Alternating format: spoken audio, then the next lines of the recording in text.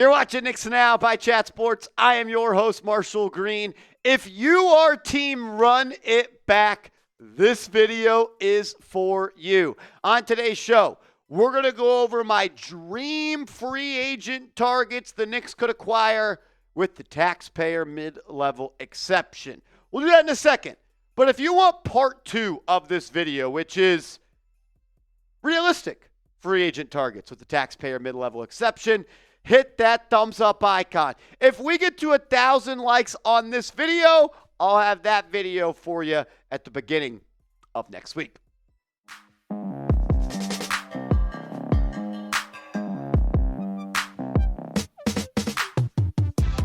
Alrighty, let's dive into it. We're going to go over 4 dream taxpayer mid-level exception targets for the New York Knicks. As in this exercise, we're just going to run it back because that's what everyone tells me the New York Knicks need to do. If we can just run it back and we could do so while adding talented players to the bench, watch out, Indiana. The New York Knicks are going to the finals. So let's start with this.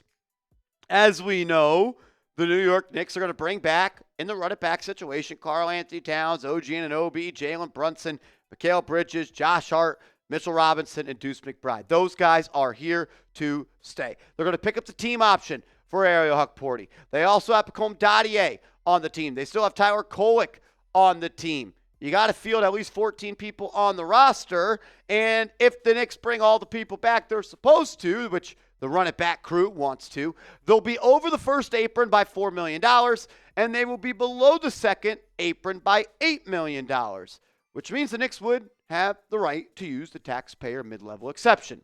But that's it. That's the only thing that they would be able to use because the Knicks don't have cap space. They are over the cap. They are over the luxury tax. They are over the first apron. So for all the people that say we just got to run it back and add talented free agents, my question to you would be, how do you sign talented free agents if you do not have cap space? Well, the NBA gives teams that pay the tax, which means you're over the cap, and you're over the luxury tax, a mid-level exception, which is 2 years and $11.6 million. If you use this, you're hard capped to the second apron, which we told you. The Knicks are $8 million below that. And if you use this, 8 minus 5.6 is 3.4, 2.4, 2.4, which means you have $2.4 million to fill out the rest of your roster. It's almost impossible to do that. You can see where I'm getting at. That's why I don't think the Knicks run it back.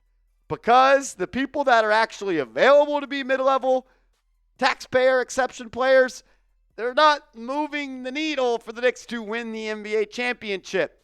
And why did the Knicks fire Tom Thibodeau?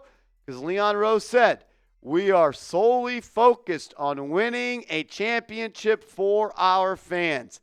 And I'll tell you this, going out and signing Gary Trent Jr., when you run it back, that doesn't scream we're trying to do it for our fans. So how are the Knicks going to have to do it? Trades. That'll be another video. But I'll go with the bit. I'll go with the hoopla and all the games and charades you guys want to play. You see the cap sheet.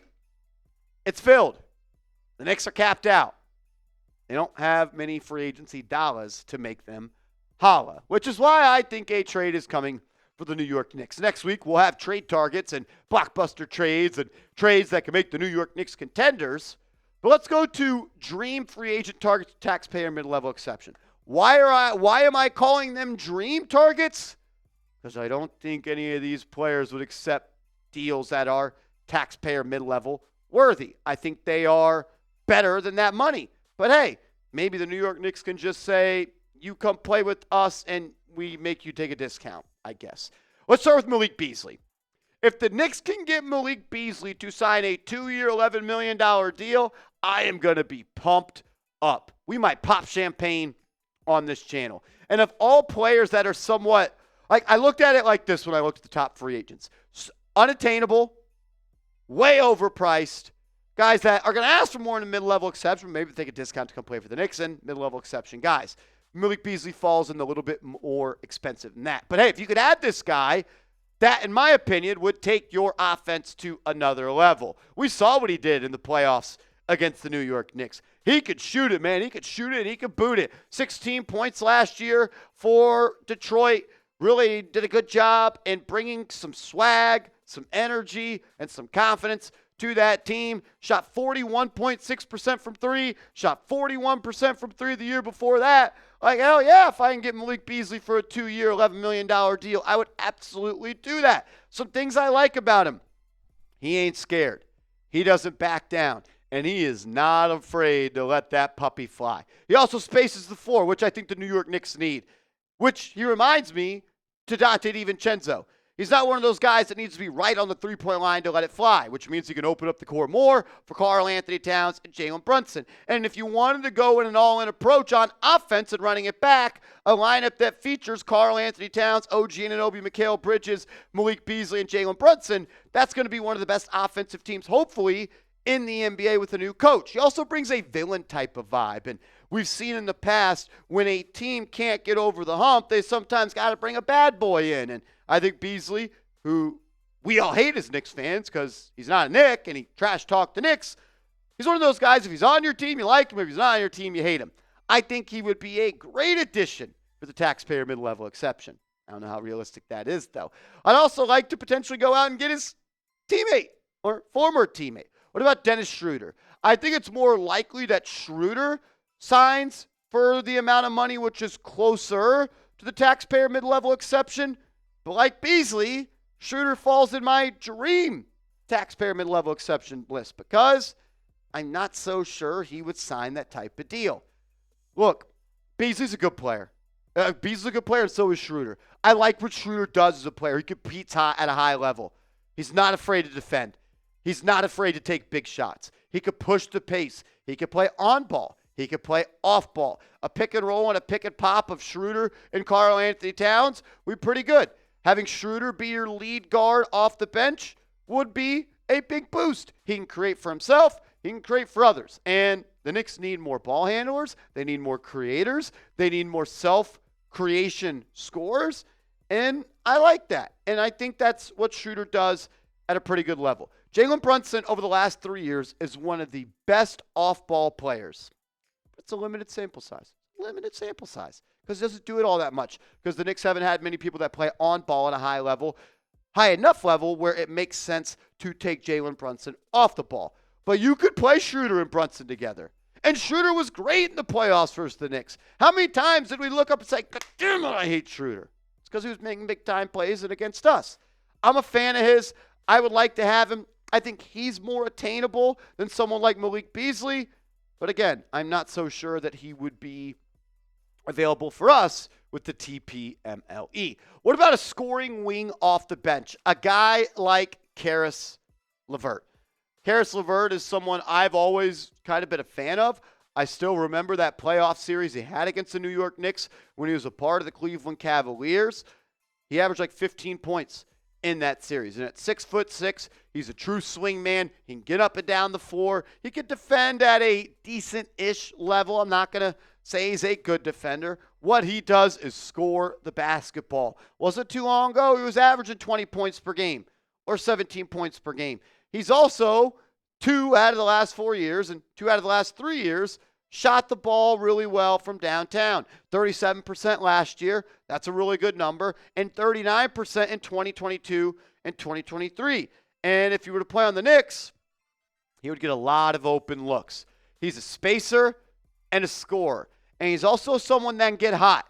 He's someone that can black out from the field like we've seen Aaron Nesmith do for the Pacers in the playoffs. It still stings to say that. Like we've seen someone like Benedict Mathurin do. We've seen guys be able to just take over games from their scoring and being able to knock down shots from all over. I think the Knicks could use that off the bench. And you could run a lineup of Brunson, LeVert, Bridges, Anunoby, and Towns. And everyone but Brunson is over 6'6".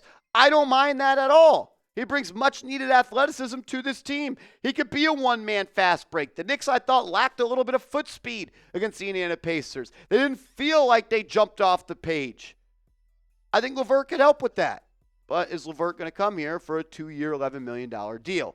One that I think is a little bit more realistic than others, but I would still be pretty pumped up about, is Guerschon Yabusele. The big man that was in the NBA and then out of the NBA. And then this time last year, he played really well in the Olympics, and he signed a one-year deal with the Philadelphia 76ers. 6'8", 265 pounds. He'd bring some strength. He'd bring some physicality, and some size to this team. He is a much better offensive player than defensive player. His defense is a little bit questionable at times. I think in the right environment, he'd be able to play better defense because there just wasn't a lot of winning habits there in Philadelphia. Guy shot 38% from three, though. He shot above 50% from the floor. He can average 11 points per game. You could play him as a small ball five. I don't really like the idea of him and Karl Anthony Towns on the floor together, but they could be somewhat handcuffed type of players where when Cat is out, Yabusele is in, and you could kind of run a two-man game with him and Jalen Brunson. I'll ask you guys which one of these players would you like the New York Knicks to sign? For the taxpayer mid-level exception, which one would you sign? Is it Beasley, Schroder, LeVert, Yabusele? Let me know. I'll just say this. Do any of these players, if you run it back and you add these guys, one of them, does it make you a championship favorite? Does it make you a team that you think is like, without a doubt, going to win the NBA Finals? Like, how much better do the Knicks get when it comes to winning a championship if they add Malik Beasley or Caris LeVert or one of those guys? I think it helps. It does. But I'm not looking at it like, all right, here we go. It's championship time because we got Malik Beasley. I'd love it. It'd bring us a lot closer than other moves. But I'm just trying to fill you guys in that the whole run it back and add to the bench strategy doesn't really exist because it's not really all that legal. Which brings me to this. For the run it back crew, if you want realistic free agent targets, hit that thumbs up icon. Like today's video. If we get to 1,000 likes on today's show, we will go to realistic, affordable free agent targets that could help the Knicks win a championship. Make sure you are following me on social media. I'm on Twitter. I'm on Instagram @MarshallGreen_. Hit me up, and let's go Knicks.